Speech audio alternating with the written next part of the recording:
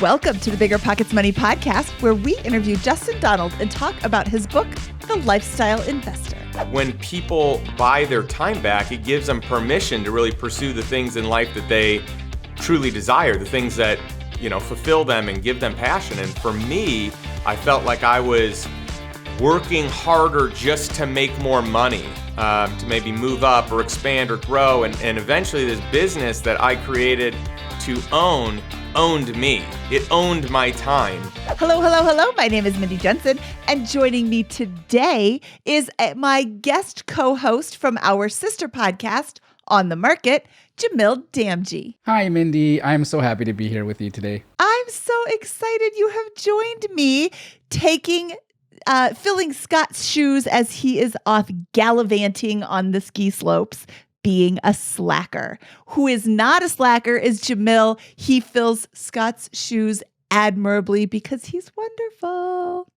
Jamil and I are here to make financial independence less scary, less just for somebody else, to introduce you to every money story because we truly believe financial freedom is attainable for everyone, no matter when or where you're starting. Whether you want to retire early or travel the world, go on to make big-time investments in assets like real estate, or start your own business, we'll help you reach your financial goals and get money out of the way so you can launch yourself towards your dreams. Jamil, thank you for joining me today. I'm so excited that you're here.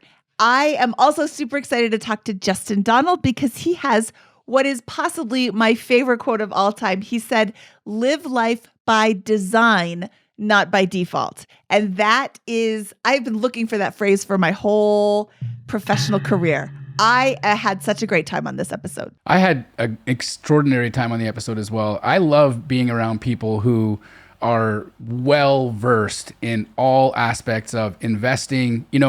I've spent my entire life, I'm, near 45 years old, and everything I've done is real estate. Today, we get to talk to somebody who was so diversified and allows me to expand my mind into different aspects of ways that you can invest. It was very eye-opening. With actionable tips, realistic actionable tips. Sometimes you get these actionable tips and you're like, I'm not going to do that. There are actual tips that you can take and put into use right now. Well, as soon as you're done listening. Before we bring in Justin, we have a new segment of the show called Money Moments, where we share a money hack, tip, or trick to help you on your financial journey. Today's money moment is, need some extra cash? We have a wacky way to make some extra money on the side. Wrap your car. Many companies are actively looking for people who are willing to wrap their car in the company's advertisements for a mobile billboard. You can earn anywhere from $50 to $500, depending on the size of the wrap and the brand. Justin Donald is the master of low-risk cash flow investing, specializing in simplifying complex financial strategies, structuring deals, and disciplined investment systems that consistently produce profitable results. His ethos is to create wealth without creating a job. Justin is the author of The Lifestyle Investor, the 10 Commandments of Cash Flow Investing for Passive Income and Financial Freedom. Justin, welcome to the BiggerPockets Money Podcast. Hey, thanks for having me, Mindy. I'm glad to be here. Justin, can you tell us a little bit about yourself and how you got interested in investing? Yeah, I have been always kind of fascinated by the world of money, the world of investing, just, finance in general. It is something that I, in college even, dissected quite a bit and went in a few different paths of specialization and even like kind of niche topics, niche markets. One of the classes that I took in college was arbitrage strategy, where I had a professor. So at the University of Illinois, they do a really good job of bringing in these adjunct professors that really have real world experience and then just teach classes based on what they do. And so one of my professors actually said, hey, here's how you make money on spinoffs and mergers. You find the arbitrage. So any that you find that I like, I'll be the money and I'll split the profits 50-50 with you. And so I had that class. I had a real estate class. I had a class where we invested $1 million of alumni, a specific alumni's money. And this class was 20 people that were, selected out of the business college. And we had to go a full year and manage money for our, investor client, this pretty successful alumni. and we did very well. We ended up making him money, but it was kind of a nerve-wracking process since it was real dollars and we were young at this point in time. So I've always really enjoyed it. But I think when it really became kind of evident and clear to me that I wanted to pivot my life more into this as a profession instead of a hobby or something I did on the side, it was after kind of just some late nights running, kind of opening a business that was taking all my time, all my energy. It was a weekend night. I was at the office. My friends were all out trying to drag me out. And it was kind of like, man, I'm missing out on so much fun that I think people my age do. And I think that what I'm doing is going to set me up better later, but I don't want this to be my life later. And just reading books of smart people that kind of came before me and have figured things out. I read Cash Flow Quadrant really early on and just had this epiphany that I thought I was a business owner when in fact I was really a sole proprietor paying way too much in taxes. And I either needed to figure out first how to be a business owner where my business could operate without me, or second, and even better for me, how to be an investor so that my time is not tied to the dollars that I make. And so those were a few of the, moments and I guess discoveries that I had that helped me pivot into doing this as a profession. Awesome, Justin. So I love what you talk about here, and just the concept of being consumed by your business, being consumed in a way that you're being completely taken out of everything that's important to you in your life. So I want to understand, when did you finally realize the power that financial independence was going to give you in your life? Well, it's interesting because for me early on, I didn't have a lot of role models early on. So that's why I kind of, I didn't have role models, I should say, in the business world, in the investing world. I had plenty of great role models just for character, integrity, work ethic, that sort of thing. But my mentors all became authors that had kind of done whatever it was that I wanted to do until I finally started networking in these circles. And so I met some people, ended up bringing, my goal was to create a peer group of other like-minded people playing the game of business and life and investing at just a higher level than me, a way for me to upgrade my sophistication and my game. And then I just started bringing mentors in, hiring them. Because at first I couldn't find anyone to take me under their wing. So I paid smart people to coach me. And eventually I got pretty good at a few different things. But I noticed that they were living this pretty incredible life that I wanted. And at that point in time, my money was completely tied to my time, right? If I did not work, my business could only carry on so long without me. This isn't one where I could literally leave and it's fine a year later. That was not the case. Maybe I could get weeks or potentially even months away, but that was it. And so I noticed though with, my mentor that first got me into real estate and one of my friends that really opened my eyes that they were living this incredible lifestyle, that they didn't have to work. They chose the projects that they worked on. They were really intentional with their time. They figured out who they wanted to spend time with, and they just did for extended periods. And I also noticed that when people buy their time back, it gives them permission to really pursue the things in life that they truly desire, the things that, fulfill them and give them passion. And for me, I felt like I was working harder just to make more money, to maybe move up or expand or grow. And eventually this business that I created to owned me. It owned my time. And I just wanted to escape that on many levels and live a life similar to my mentor at the time, my friend at the time, who really got me into real estate investing, and truly choose where I spend my time. Because I knew if money was taken care of, if all my expenses, if lifestyle could continue without me having to work for it, that I would then be free. Not that I had to have that, but it was like a comfort that once I had that, I could be free to kind of pick and choose where it was that I wanted to spend my time and with those whom I wanted to spend it. What was your business and why did it depend on you being there? Well, I've had a number of businesses over the years. I mean, early on in my career, I worked with Cutco. When I was in college, that's how I paid for my college. And I eventually got into management with Cutco. I ran my own office as a college student in between my junior and senior year and did well with it and had fun and learned a lot of skills and had great mentors. And so when I graduated, I interviewed around and nothing sounded like what it was that I wanted to do. It didn't sound more fun than like having my own business. So it was like having a business under the umbrella, of a parent company where I kind of, I was primarily a business owner, but I didn't have to worry about fulfillment. I didn't have to worry about logistics, some of the tougher things, but the rest of it really, was an entrepreneurial endeavor where I hired and trained and, did all kinds of recruiting for different positions. And so I did that for years and years and did very well. And at a certain point had, about 4,000 people that were working for me in my peak with this organization over 5 different states, about 300 managers or so.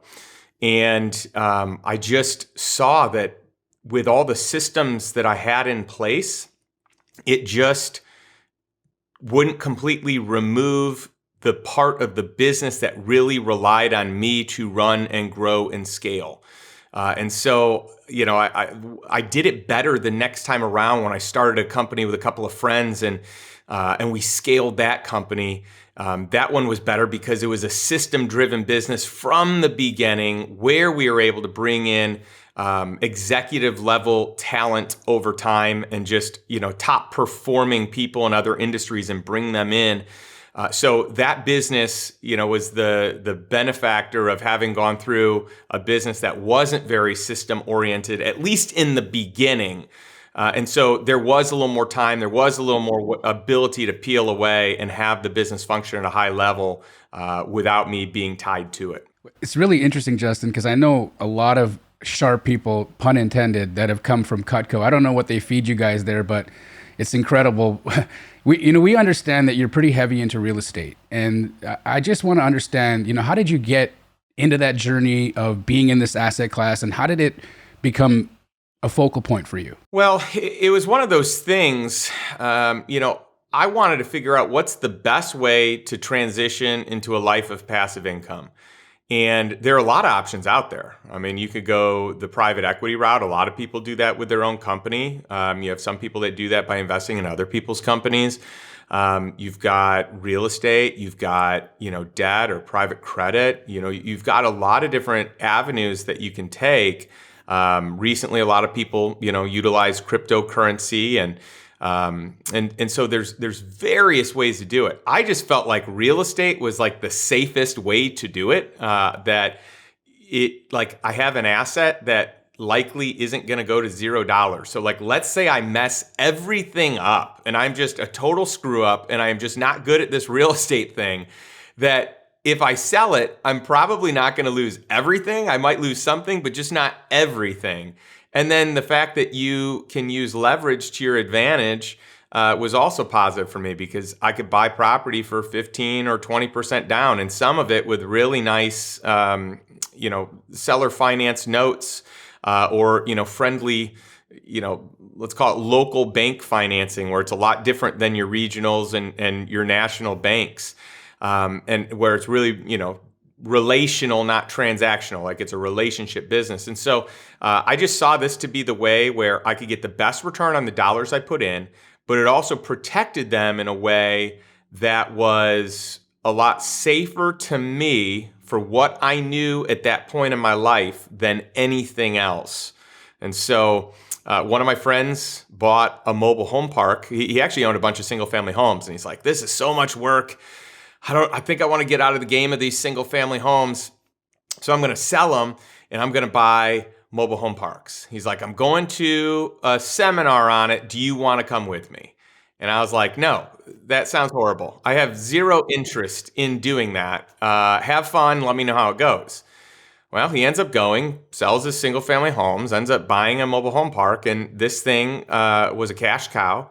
At that time, he was one of my top sales guys. And so, I mean, he did a great job. And I remember him being like, hey, I just want to let you know I'm going to be leaving. And I'm like, leaving? You're one of the top guys. What are you talking about? And he's like, well, I now make more just with the mobile home park than I make actually with my active income. And that was mind-boggling to me. And so that right there was this aha moment of, okay, all right, walk me through this. I need to understand this a little bit better. And so he walked me through it. At the beginning, I was lending him money, and then I was like, why am I lending you money? I could just go buy these outright and make like the full amount, right? And he's like, yeah. So as a good friend, he goes, you probably should own them. You shouldn't lend to me.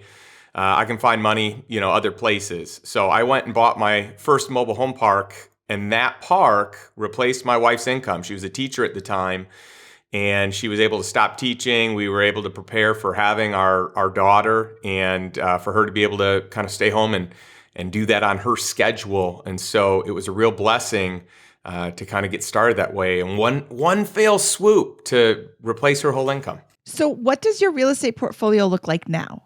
Do you still own that first mobile home park? I do. So, Mindy, I have invested in every type of real estate you can probably think of, unless it's super obscure at this point in my career.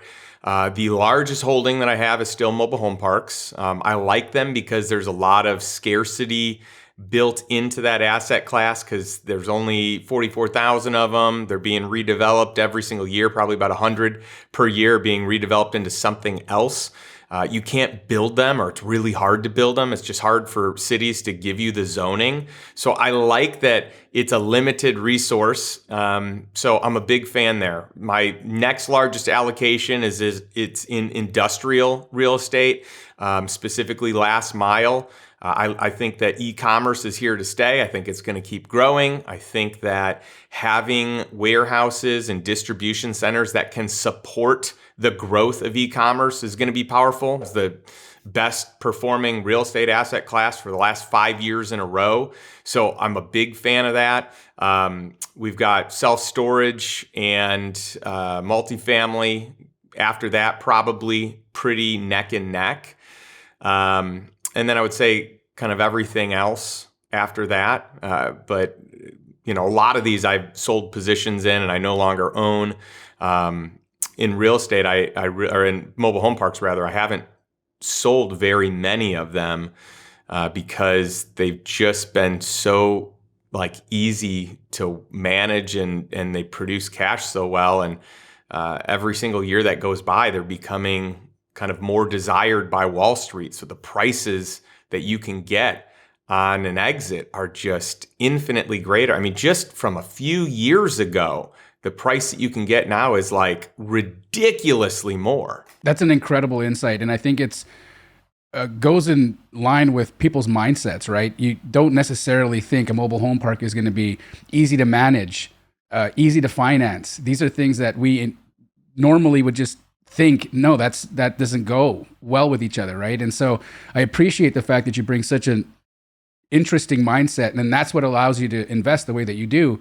But circling back to the way that you invest, the book that you've written is titled Lifestyle Investor. And I find that a very great title, but I want to learn more about it. What do you mean when you say lifestyle investor? Well, my goal is to really live a life that's on my terms. So I find that earlier in my career, I was living life on someone else's terms. I was maybe even chasing things that other people thought that I should chase. In fact, instead of getting, clarity in what it was that I ultimately wanted. So the whole idea here is I want to help people really live an epic life. I have found that life for me is just so much more fulfilling and so much more fun as I pursue the things that really give me joy. And for me, I'm definitely kind of this eternal student. I love to learn, but I can tell you that my energy has gone through the roof when I've been able to direct that into the things that I actually want to learn the most about. Like that is fun for me. And so I think most people, if they're like me, they were going through life on autopilot. And it's almost like, you put out fires as they come, and there happen to be a lot of them. And so it's just a lot of time spent on reacting to what's going on around you, reacting to the business, reacting to employees, reacting to, customers, reacting to people, reacting to situations.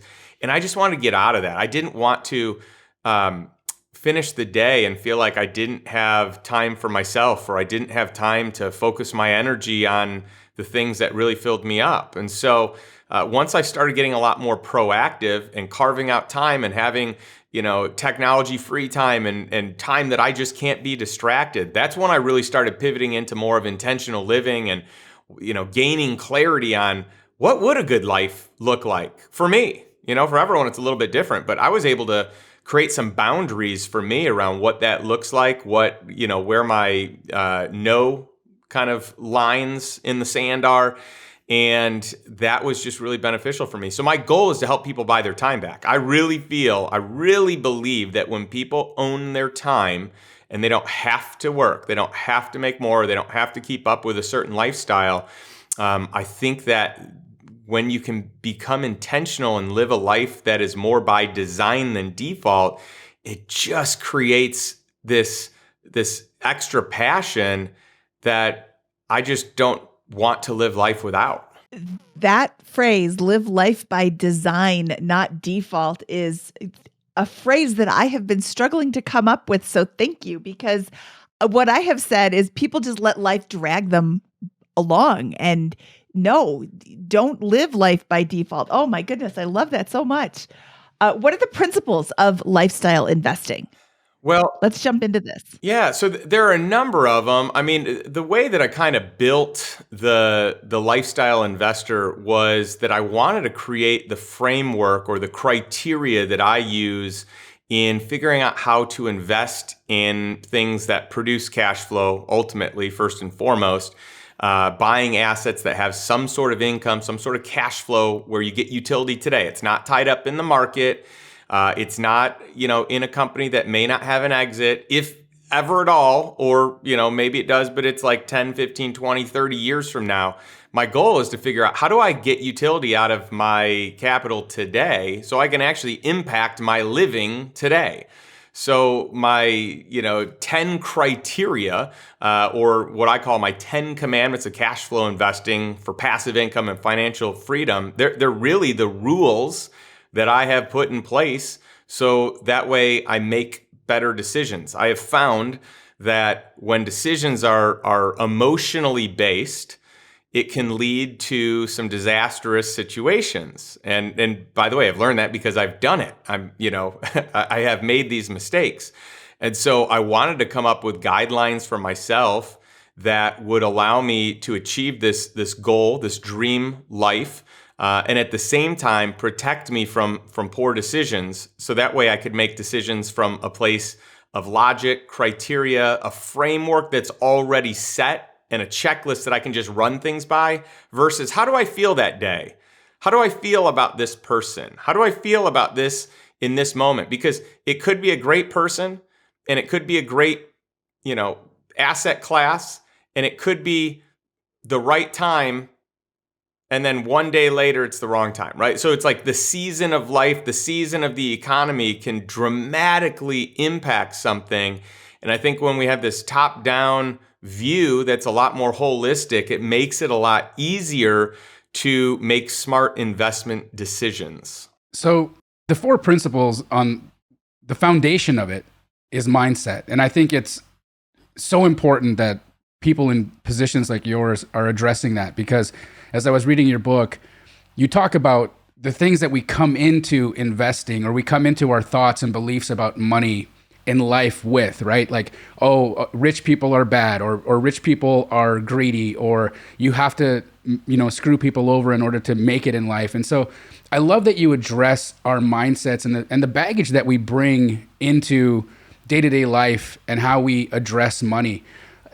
How does that work for you? How does your mindset evolve, and how do you get that message to people in a way that doesn't make them feel alienated because they've grown up with that, right? If you're 45 years old and you have a mindset that's scarce, how do you adjust that? Jamil, this is a great question, and it's such a tricky situation because everyone enters into, relationships, investment opportunities, business, new job, whatever, with a certain mindset based on beliefs that oftentimes were borrowed from family, friends, people that have influence, but we're never like cross-examined to see if those beliefs are actually real, if they hold up, if they should hold up. And so I think a lot of us over the years, or I should, maybe speak for myself, I found that I was taking beliefs that my family had as doctrine and beliefs that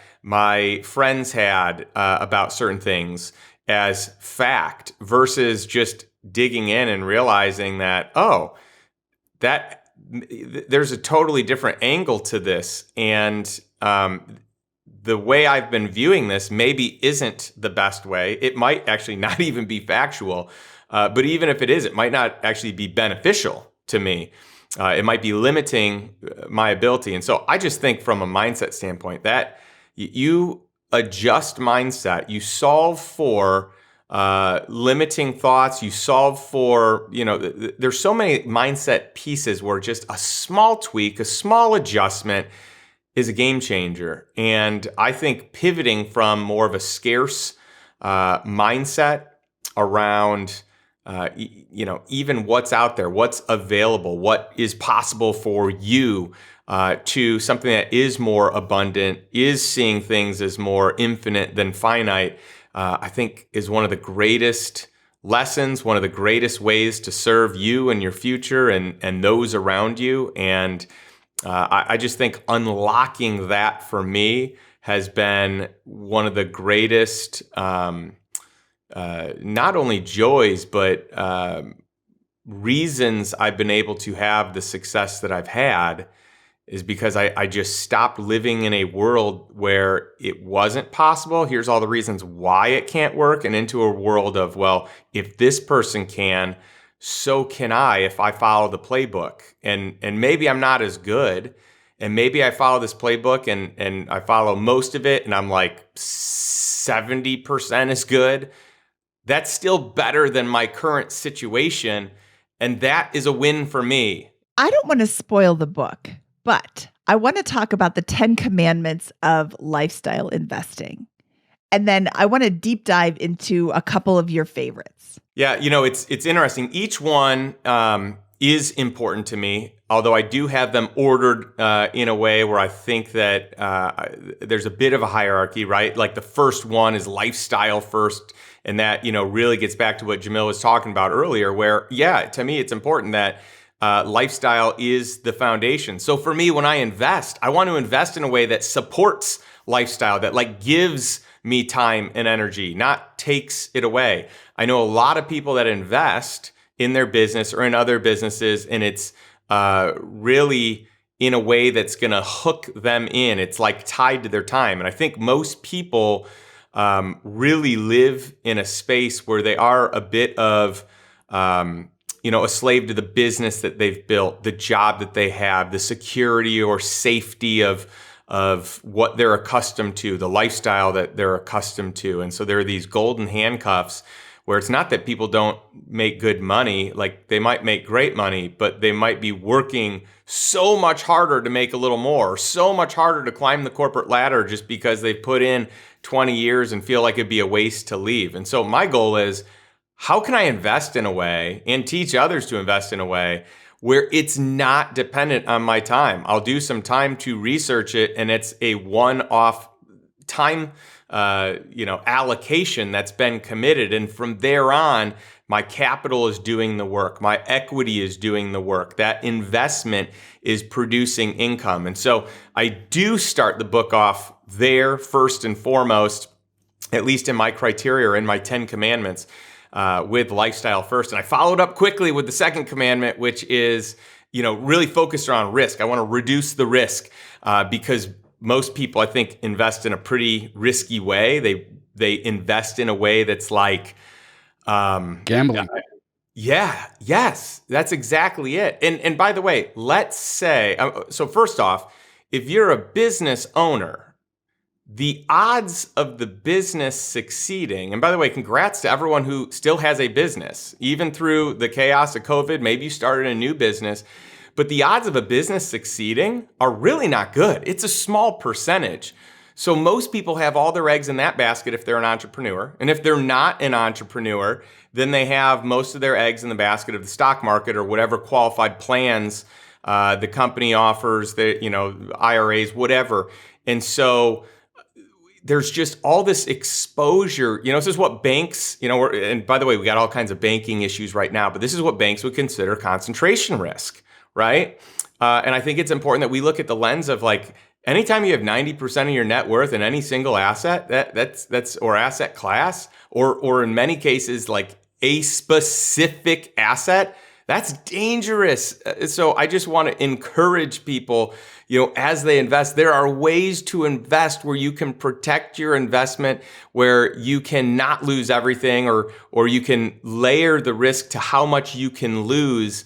But you can de-risk it along the way with being able to pull money out early, being able to have cash flow early, being able to utilize depreciation or amortization or different things that give you tax advantages. So there's just a lot out there. And so, yeah, those would be kind of my 1-2 punch. How do you live a great life, and how do you reduce the risk so that way you can keep living that great life? My favorite one that right there is reduce the risk. You said something interesting. You say that most people invest in a risky way, and you watch these meme stocks and you watch these people doing.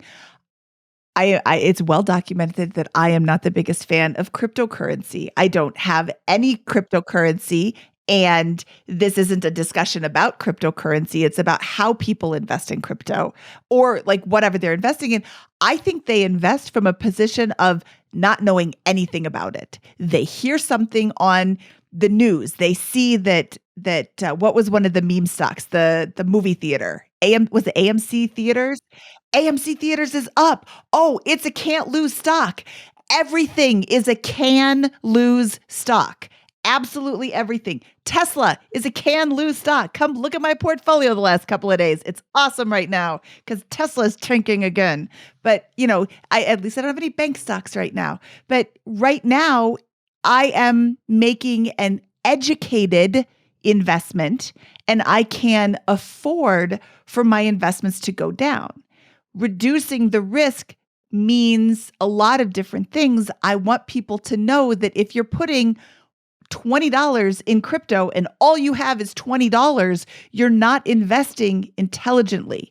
When you put every single thing you have into something that you don't understand, you're doing it wrong. Yeah, I mean, there's so much brilliance in what you're saying there, Mindy, and I just have to say that your friends' due diligence or your friends' opinions are not your own, and their criteria is different, and most of them probably aren't doing good due diligence, and so you got to do your own. But also, let's say they are. They have a different criteria. They're in a different place in life. They have different risk profiles.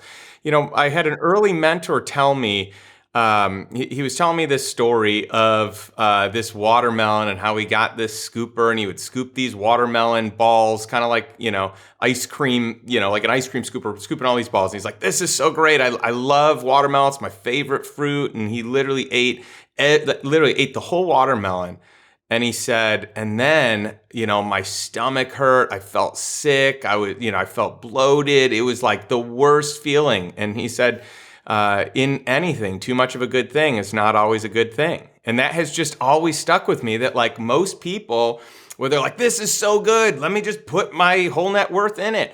It's crazy, so I like to follow what the smartest people in the world do, and not just the smartest based on, intellect and talent, because a lot of them are hiring people, but what are the wealthiest people doing to create the most wealth? And if you look at family offices, if you look at the billionaires' portfolios and the allocation that they have, if you look at any of the reports that the major banks that have exposure to the highest net worth individuals, you will see that it is an allocation game. It's not about maximizing. So many people want to maximize every dollar that they have. That's risky. The goal is to have hedges. What the banks, some of these banks failing right now don't have, right? They didn't have the hedge to interest rate, to protect on a rising interest rate environment. Like, you've got to have a portfolio that when times are good or bad or rocky or turbulent, that you've got part of your portfolio that can weather it. So the cumulative of it is good. And so, like, I look at cryptocurrency. For me personally, I'd never put 100% of my net worth in there. I've got friends that have done it that timing was right and it worked for them. And I've got friends that did it and timing didn't work. And it's a lot more of my friends that it didn't work for than it did work for. But when I look at, like, family offices, they generally, like, a lot of them have no exposure to cryptocurrency. But when I look at what most do, like from a holistic standpoint, it's generally about 1%. Some maybe go as high as 2%. And so to me, like, and you can look across the board at all the asset classes and see, where private credit is, and see where, the stock market is, what percentage is public equities, what percentage is real estate. And the reality is it's spread out amongst a lot of different things. It's not concentrated in one area where, if that thing goes under, if your business goes under, if the stock market gets absolutely rattled and all your money's there and you're about to retire, like, there's some things that are just not, like, you can't recover from. Justin, I love this topic. And, my opinion of cryptocurrency is they call it cryptocurrency because when you go to take it out, it's gone. It's hidden. It's crypto. It's not where you think it was, right? So I'm not a fan, but we're a very heavy real estate audience. And I believe many of us may have all of our eggs in the real estate basket. So you're talking about diversifying your investments. Tell us some asset classes that are not real estate that you invest in that could be worthwhile for our listeners to educate themselves on. Sure. Yeah. I mean, this is a really fun question. And by the way, for those in real estate, I know there's the argument to be, an expert in an area and just become the best at it. There's a completely opposite philosophy, which is diversify. So don't have all your eggs in one basket, be spread out even in real estate. And part of the reason for me, I became an expert in one. And I probably could have just kept doing that, but it was a little boring to me. So I wanted to learn other things. I wanted other exposure. And then I also wanted to diversify. I thought long term, that's probably safer. And so even in real estate, I diversified. But beyond that, I mean, it did get me my start. And, I bought my second mobile home park, and that one covered our survival income. And I bought my third one, and it covered our lifestyle income. So from that point on, everything was surplus. And so as the surplus dollars rolled in, I had this new problem. My problem originally was, I've got no passive income. I need passive income to, live this life that I want to live. And then once I figured out how to get passive income, a new problem was, I have too much passive income, which you would never think is a problem, but I needed to figure out what to do with it. Where can I put this where it is safe? I'm not just, a consumer that is spending every dollar that's coming in. I also don't think that's healthy. So that's when I started looking at all these different asset classes that were out there that I figured I probably could use some exposure to. So for example, I started investing in companies. So sometimes I would buy a company up completely myself, or I'd invest into a portion of equity in a company. I'm at the point in my career where I don't make any decisions that are going to cause more work for me. So I'm not going to buy a company that I have to run. I'm only going to buy a company that I can put an operator in, or already has an operator to be able to run. But that was a great use of capital. Finding some businesses that we could own outright, finding some other businesses that had operators and taking a percentage of those. So that has been big, especially in like the mom and pop, industry. You got baby boomers with maybe a smaller business, so there's less competition, and they don't even know if they can sell it or that they can sell it. They think they might just shut it down when you could buy it for a really good, price, which we've done. I like, just having some exposure to technology. I think being in I would say e-commerce, technology, healthcare. I mean, those three niches, you can put some of those under venture capital. You can put some of those maybe further on, beyond. I mean, like they have made it so they're not really early stage anymore. They're later stage. I love investing in later stage. I love investing in secondaries of privately held companies where I can get employee shares at a discounted price because they need to get out, but they still have a huge win based on what they got in at, right? So everyone wins in that scenario. I like, music royalties for the right ones. I like original content if the deals can be structured the right way. I like, cannabis investing and lending for the right deals, and then just private credit in general. Like I'm a huge fan of figuring out a percentage of the portfolio that can be allocated to, and maybe it's 10%, maybe it's 15%, maybe it's, less than that. But where you can be in like a senior secured position. So anything goes wrong, you take over the asset. And that asset ideally is collateralized, but it's worth way more than the dollars in. So if I can put in, $100,000, but have a $2 million asset that I would take possession of, I'll do that all day, every day. Like that is a great deal. And I hope they don't lose. I want them to win, but I want the pressure that if you lose, you're giving up way more than you need to. So you're going to be resourceful to make sure that you don't default. What is the number one piece of advice that you would give to someone who is just getting started on their journey to financial independence? Oh, that's a fun question. I mean, I think for me, I would say find a peer group, find a mentor, get around people that are smarter than you in this specific area so that you can elevate your game and just start thinking the way they think and asking the questions that you have and learning to ask even better quality questions. I do think the quality of your peer group, and I mean, everyone has equal human life value, but if you know that you want to learn investing, then the quality of the expertise of a peer group in investing matters. So like seek those people out. This gets back to even what we talked about earlier, Mindy, which is living life on default. I think most people's peer group is based on default. It's based on proximity, right?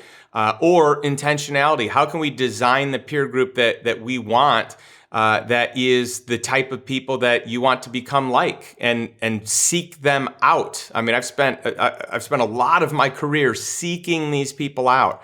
I'm now over 20 years in of finding someone that I want to either take to coffee, lunch, dinner once a week. So, besides being on vacation, it's 2,000 or 3,000 hours of time that I've spent with people where I have proactively sought them out to learn from them and connect with them. And a lot of those people are now in my circle of influence, in my peer group, whereas before they didn't even know who the heck I was. I love it. I love it. And Justin, one last question. What do you look for in a good investment? Well, one of the things that I look for, so, I mean, you really can look at my 10 commandments to see exactly what it is that I look for. So something that supports my lifestyle, something that I can de-risk. I like invisible deals, which is my third commandment. And that just to me means it's off market or it's not known by other people. Like I'm negotiating a deal that no one else knows I'm negotiating. So there's no one else in there to bid up the price. Or it's like I pay attention to trends, right? Like, so something that I think not a lot of people recognize. And by the way, I feel like I've done very well for myself and made some smart moves just on paying attention to like what millennials are spending, like what are their shopping habits? What are their buying habits? Where do they spend time? Because the largest wealth transfer in the history of the world is going to happen here from baby boomers to millennials, right? Like we're talking $76 trillion, which is, larger than the wealth of China. That is a big number. So what are they doing? So I like to look at, trends, I like to, before something's mainstream, right? Like I got into cannabis a little bit early. I got into e-commerce early. I got into technology early. I got into mobile home parks when people literally, I mean, my friends made fun of me about that. I got into single family home rentals early before it was actually an asset class, right? So being able to spot the trend, I think is really important. And then to follow that up, like how do I get my principal investment back as quickly as possible? So a lot of people look at it like, well, when my money's in there, I've got all this equity and I should get some sort of IRR on that over time, right? My goal is how do I get my principal back as quickly as I can? Because if I get it back, it de-risks the deal. And if I get it back, I can invest it somewhere else. So if I just invested in a deal, and since you guys are big real estate, experts here, let's say that we can refinance out in a year and a half. Maybe even, at some points I had deals we could refinance out in a year, which is so crazy to think about. But year and a half, 2 years, well, I can go take that money and put it somewhere else. I still got equity in the deal that I was in. Now this money's over here and we can get some velocity of money. And if I can set up maybe a 6-month note with an equity kicker, which is just free equity, right? For lending this money. And if I can do it on a six-month basis with some collateral, I can get those dollars back. And then I can put it in another deal, like a dog training company that I bought during COVID. Because I noticed the trend of everyone buying dogs during COVID. Even my friends that said they wouldn't buy dogs, bought dogs. And they're wreaking havoc in, people's homes. And I'm like, there's something here. People are buying dogs. So I bought a dog training company. I know nothing about dogs, literally nothing. Don't own a dog, never owned a dog. But I knew that people were going to do this and they were going to need it. And we just fixed some SEO on this company. The owner was paying himself $75,000, found a friend that had worked with me in the past in corporate America now, making $65,000 and said, you want a 10K pay raise and some equity? Let's do this. And that ended up being an 11X in a year and a day. But again, that was a trend and I put $100,000 in that one and I got that money back in about 4 months based on the cash flow. And I was able to take that same money and reinvest it into a fourth deal. And as you can keep getting your principal back quickly in these deals, it creates this exponential growth because now you have multiple deals with multiple cash flows coming with equity in each of them. You've got all your chips off the table in the previous companies. So there's no risk. If it goes under, you don't lose money. But if it doesn't, you make money with no exposure. Justin, the way you think is incredibly powerful. And I heard you talk about people and who you sought out, people that you wanted to actually be around and take out for dinner. And I'm sure there's going to be thousands of people that are going to seek you out. How do we find you, Justin? Yeah, probably the best place. You can go to lifestyleinvestor.com. That has, all the stuff that we're up to, blog, online courses, master classes, mastermind. I've got a free book on there that you can sign up for, or a strategy session, lifestyleinvestor.com/strategy. Any of these can just be, kind of great tools. And for anyone that just buys the book on Amazon, or, if you kind of get it in the free, plus shipping, I guess funnel that we have on our website, all the proceeds of this book, I just want everyone to know, go to organizations that fight human trafficking. So the book itself has now become a top 1% of all books sold. So we have had the privilege of being able to donate hundreds of thousands of dollars to these efforts to fight human trafficking all across the world, 30 different countries in the world. So that is something I'm very passionate about, and just want to, kind of create a little more awareness for people to know what's really going on. Justin, thank you for your time today. This was a lot of fun, and I now have some homework of my own to do looking at trends. I appreciate it. And we'll talk to you soon. All right, Jamil, that was Justin Donald, and that was fantastic. That trend tip at the very end, I am going to start writing down all of these ideas. Because, I mean, how many times have you looked back on you're like, oh, that's a great idea. I'm seeing a lot of this. I invented Uber. You invented Uber? Well, kind of. I thought of something like that before it ever happened, and then it happened. So like he's right. These trends, paying attention. I feel like there's so many phenomenal ideas out there, and today we learned from a man who grabbed one of those ideas, watched what was going on in the world, grabbed an idea, put it into action, and 11x's his investment. Get out of here. In 4 months. Wow. I will have to tell you that I have never 11x'd an investment in 4 months. Me neither. It usually takes a lot longer, and it's usually a whole lot less than 11x. I love Justin, and I'm also going to take the advice that he talked about, seeking people out. I'm going to seek Justin out and learn more advice from him. He's somebody that I feel I got smarter from just talking to today. Absolutely. And that's really great advice. All right. I would like to say a special thank you to my co-host, Jamil, who stepped into Scott's shoes while he played hooky and went skiing. So thank you, Jamil, for being a stand-up guy. And let's hope that Scott is still a stand-up Scott, not a fall down the mountain Scott. Oh, no. It was a great hanging out with you, Mindy. Not only are you just beautiful and fun, but I learn a lot listening to you as well. So thank you so much for the invitation. Jamil, where can people find out more about you and what's going on with you? You can find me on Instagram at JDAMJI. That's at JDamji. Also on my YouTube channel at youtube.com/Jamil Damji. Awesome. Jamil, thank you so much for your time today. That wraps up this episode of the BiggerPockets Money Podcast.